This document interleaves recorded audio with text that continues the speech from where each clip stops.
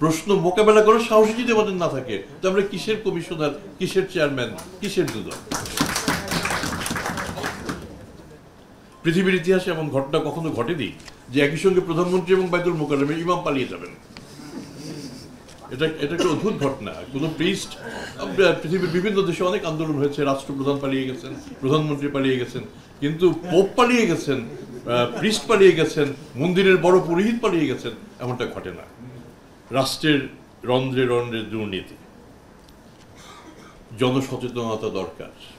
এই জনসচেতনতা আমরা হয়তো একটা দুটো কথা বলে দেবো, কিন্তু সেই কথা সম্প্রচার করবে কে, সেই কথার সম্প্রসার হবে কেমন করে, এটা সাংবাদিকদের ছাড়া আমার আর দ্বিতীয় কোনো পন্থা আমার জানা নেই।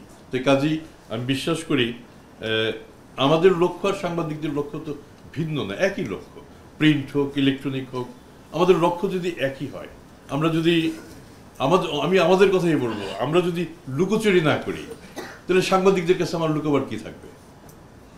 আমি আমার কর্মজীবনে নেহাত বাধ্য না হলে কোনো কিছু লুকাইনি। বাধ্য হওয়াটাও সেটা হলো প্রাতিষ্ঠানিক আইনগত বাধ্যবাধকতা।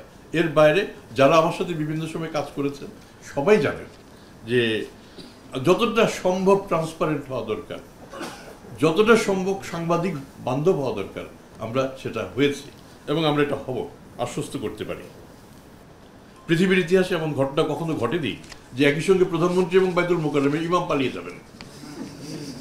এটা একটা অদ্ভুত ঘটনা। কোনো প্রিস্ট, পৃথিবীর বিভিন্ন দেশে অনেক আন্দোলন হয়েছে, রাষ্ট্রপ্রধান পালিয়ে গেছেন, প্রধানমন্ত্রী পালিয়ে গেছেন, কিন্তু পোপ পালিয়ে গেছেন, প্রিস্ট পালিয়ে গেছেন, মন্দিরের বড় পুরোহিত পালিয়ে গেছেন, এমনটা ঘটে না।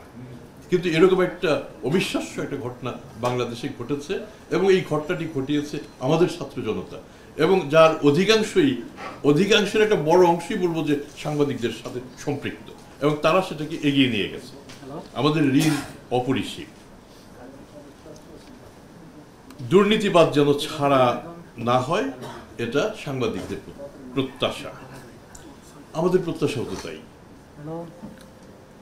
কিন্তু আমাদের প্রত্যাশা অনেক সময় সফল কাম হয় না, কামিয়াব হয় না কয়েকটা কারণে। হয়তো আমরা যে মামলাটা করি সেই মামলাটাই হয়তো দুর্বল, কিংবা এখানে বসে বিচার বিভাগের সমালোচনা করাটা সমীচীন না, আমরা সেটা করতে যাচ্ছিও না। কিন্তু সেই প্রশ্নও তো আমরা কেউ কেউ তুলে থাকি যে সুবিচার কি হলো? সুবিচারের দায় শুধুমাত্র দুদকের এটা মনে করলে হবে না। আমাদের এই বিচার ব্যবস্থার সাথে যারা জড়িত, এর দায় দায়িত্ব সকলকেই দিতে হবে। আমাদের এটা একটা ভালো সাজেশন এসছে, প্রথমে মাসিক ব্রিফিংয়ে যেন দুদক চেয়ারম্যান এবং কমিশনাররা থাকেন, তারপরে আসছে মাসিক, না দরকার হলে সাপ্তাহিক। আমরা আশ্বস্ত করতে পারি আমরা যে কোনো গুরুত্বপূর্ণ বিষয়ে সামনে হাজির হব, এবং সাংবাদিকদের প্রশ্ন মোকাবেলা করার সাহস যদি আমাদের না থাকে তো আমরা কিসের কমিশনার, কিসের চেয়ারম্যান, কিসের দুদক?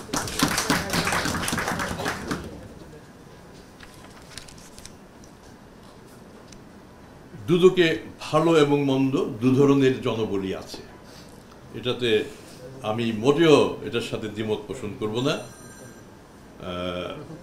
একটা ভালো পয়েন্ট এসছে, সরিষার ভিতরে যদি ভূত থাকে তো সেই ভূতকে তাড়াবে, সেই ওঝা কোথায়?